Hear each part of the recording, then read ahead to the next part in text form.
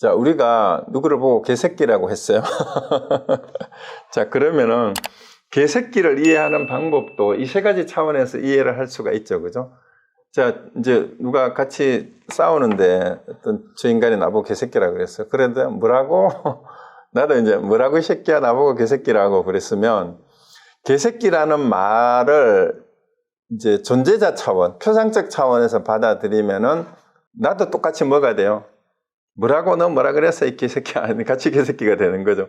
그러면은 여기서 무학대사하고 누구죠? 이성계가 했다라는 돼지 눈에는 돼지만 보이고 그 눈은 부처만 보인다라는 걸 이해한 사람이라면 나보고 개새끼라고 하는 사람에게 야 어떻게 개새끼가 사람 소리를 하네 멍멍 안 하고 이러고 그냥 돌려주면 돼요. 그 사람이 바로 뭐예요? 야 개새끼야 하고 자기 아까 얘기했잖아요. 내가 생각하고 말하는 게 그 순간에 자기라고. 그 무학대사가 그걸 지적한 것 뿐이에요. 이성계한테. 그러면은 개새끼라고 했는 사람을 상대를 대상화한 사람은 존재자 차원의 인식의 수준에 떨어진 거고 그걸 무학대사처럼 돌려주면은 자기는 현존재 차원의 인식을 그 순간에 하고 있는 거고 개새끼야 하는 그것이 곧 부처를 떠나서 있지 않다라는 것까지도 알고 하면은 존재 차원의 인식까지 하고 그 얘기를 하고 있는 게 되는 거예요.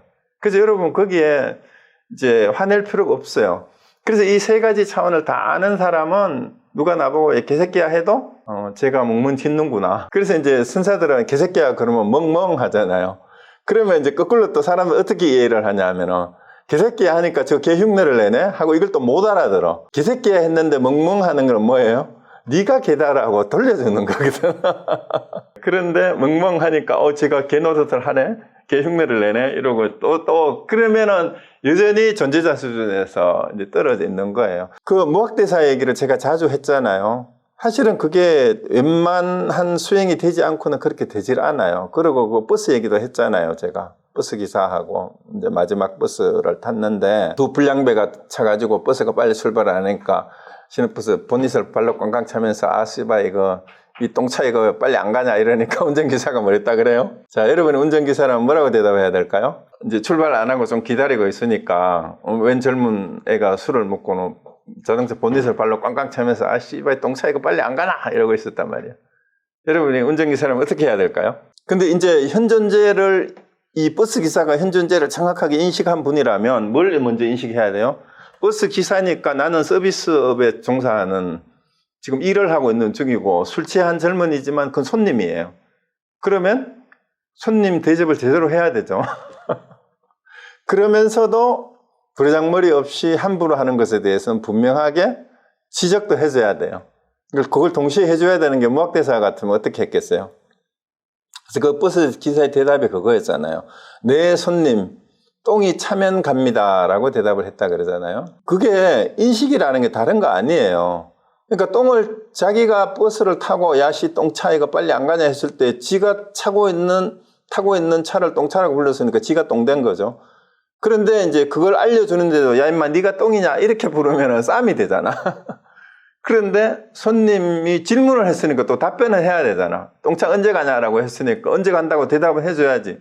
그 손님이니까 예 똥이 차면 갑니다 라고 대답도 분명히 했고 그 질문하는 놈이 똥되게 만든 것도 일깨워줬고 그래서 손님들이 그 말에 이제 와 하고 웃고 그 똥차 언제 가냐고 했던 놈은 얼굴이 벌겋게 됐다라는 그런 얘기는 뭐 우리가 상상을 안 해도 알 수가 있잖아요. 그래서 존재 차원의 인식과 현존재 차원의 인식과 존재자적 인식이 이 일상생활에서 늘 이루어져요.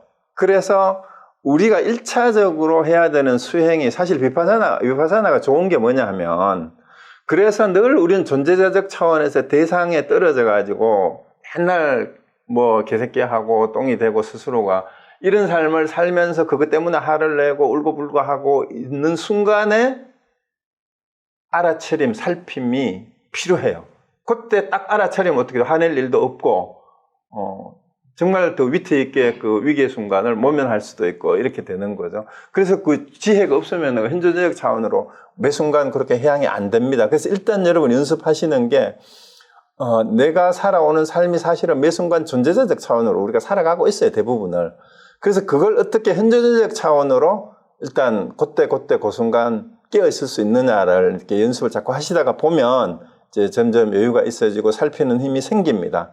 그 살피는 힘이 생기고 이제 정말로 그 밑바탕에 있는 것이 존재다, 불성이다라는 걸 알게 될 때 이제 깨달음이 오게 된다, 이렇게 말씀드릴 수 있습니다. 또 혹시 질문 있으세요?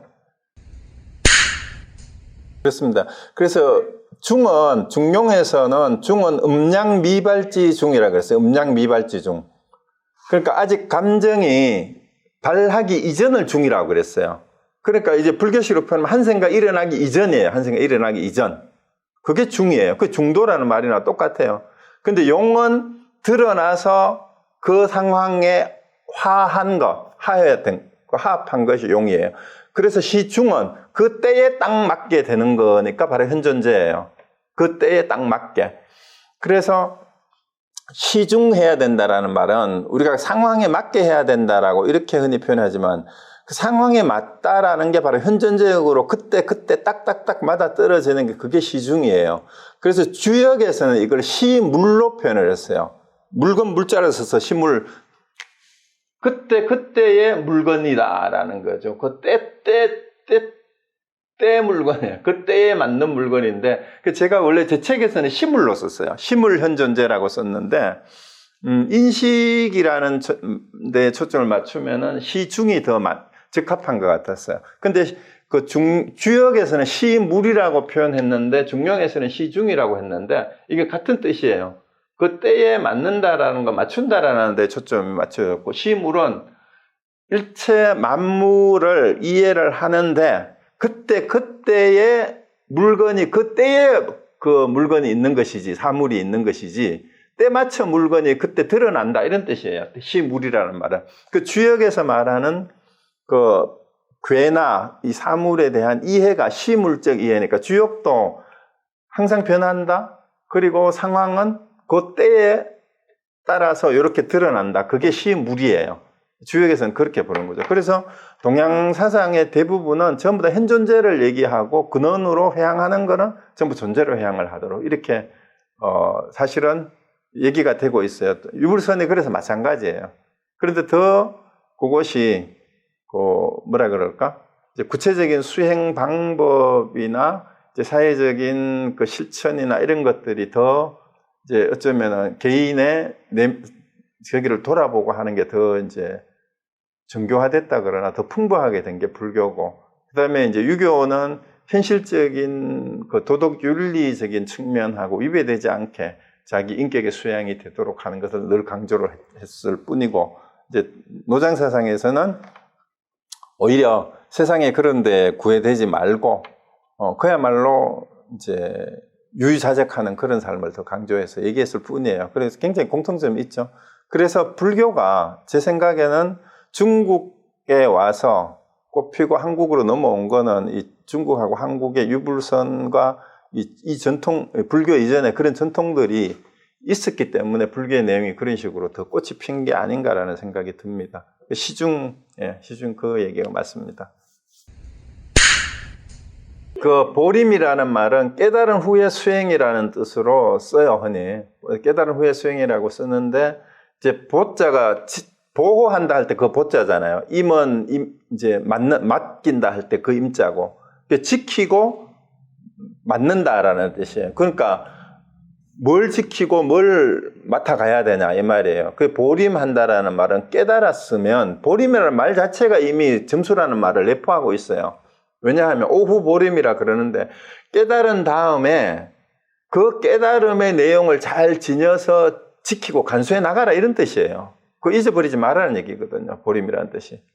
그래서 이제 오후 수행이나 보호 임지라는 말을 하는데, 오후 수행은, 보림은 이제 성서 스님은 이제 무념무수하고 뭐 한도인이 하는 그러한 수행이기 때문에 홍로점설과 같다, 습기는 문제 삼을 게 없다, 이렇게 얘기를 했는데, 이제 그게 뭐냐 하면 궁극적인 것을 이미 알았잖아요. 그리고 그 나머지 일은 있어봤자 별일 아닌 게 돼요. 왜? 세상의 일은, 세상에서는 큰일이라 하지만 궁극적인 도의 자리에, 깨달음에서 자리에서 보면 별거 아니에요, 사실은. 세상 사람들은 큰일이 난 것처럼 떠들더라도 깨달은 사람의 입장에서 보면은 세상에 본래 그런 것일 뿐이라는 거죠. 세상에 본래 그런 거다. 그래서 예를 들면 이건 이런 얘기를 하면 안 되지만 잘 들으셔야 돼요. 천재지변이 났어요. 천재지변이 났는데 자, 우리 터키하고 지금 뭐 5만 명 이상의 지금 희생자가 났다 그러잖아요. 근데 여기서 우리가 점검해야 되는 게 분명히 달라요. 천재지변 자체에 대해서는 어쩔 수 없어요. 그리고 그 상황에서 이제 희생자들을 최대한 구제하고 우리가 돕고 뭐 물심양면으로 몸으로 할 수 있는 거는 뭐 후원금도 보내고 하는 거는 다 해야 되는데 우리가 그 상황에 대비하지 못한 부패한 정치인, 경제인들 때문에 부실공사를 하고 이런 것들은 이제 문제가 되죠. 현실적으로 그게 문제인데 이제 그렇지 않은 이런 거 다 이제 없애고 천재지변 자체는 우리 인간이 어떻게 할 수 없는 부분이기 때문에 슬프지만 그 상황을 삶을 포기하거나 그래서는 안 되고 그것도 그냥 받아들여야 되는 거예요. 그냥 받아들이는 말을 오해하시면 안 돼요.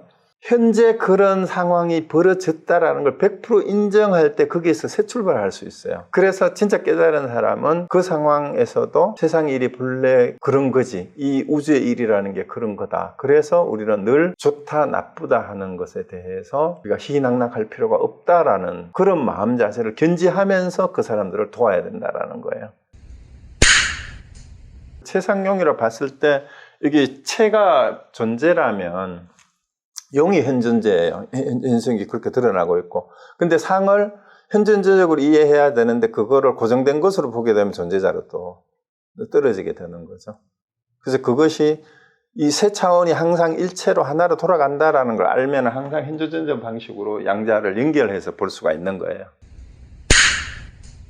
그러면 또 하실 말씀 주시면 마칠까요? 네, 그러면은 오늘 화면이 전에보다 보기가 좋습니까? 네, 좋습니다. 네, 그리고 저도 여기 액세서리가 아니고요. 브로치 아니고 여기 마이크입니다. 여기 연예인들처럼 이게 무슨 마이크, 이게 허리띠도 차고. 어쨌든 장비 마련해 주셔서 감사하고, 우리 또 이 테스트 하면서 오늘 세팅하느라고 수고하신 향문고사님, 감사합니다. 그러면은 다음에 또 뵙겠습니다. 네, 편히 계십시오.